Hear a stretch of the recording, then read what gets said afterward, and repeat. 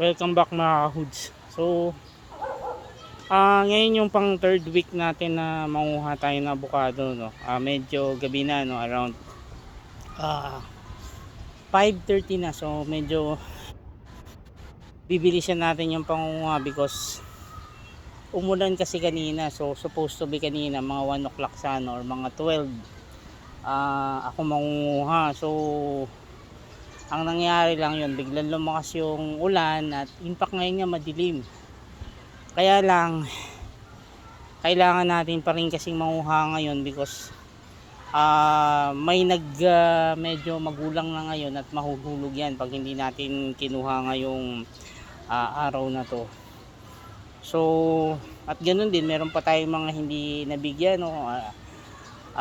Yung mga dating stop natin sa advance, hindi pa natin nabigyan talaga, no?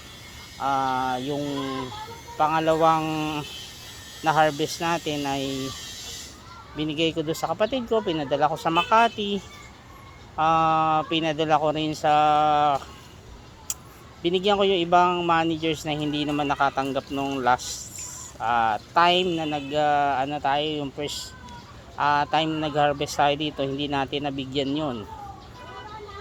So this week lang natin bibigyan sila kung makakaabot.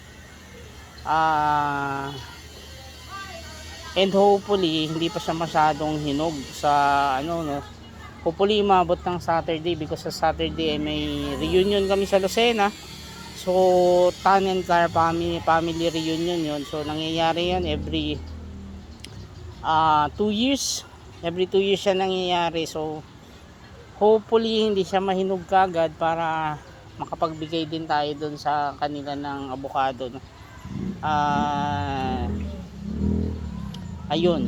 At medyo ngayon, no, makulimlim pa at saka pa alas 6 na kasi. So medyo kailangan natin talagang magmadali na makapanguha ngayon para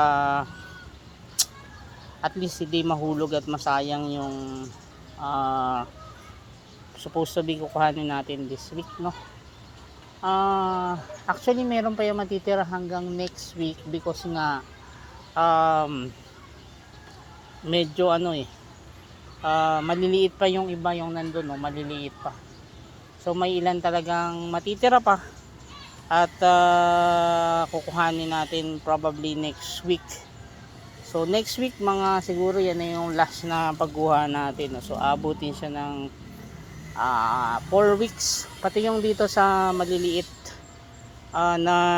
maliliit na bunga ay kukuhanin na natin, no?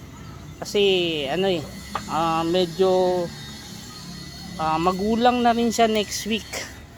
So actually ayan pa, mukhang maliwanag pa pero to sa totoo lang ay madilim na, no?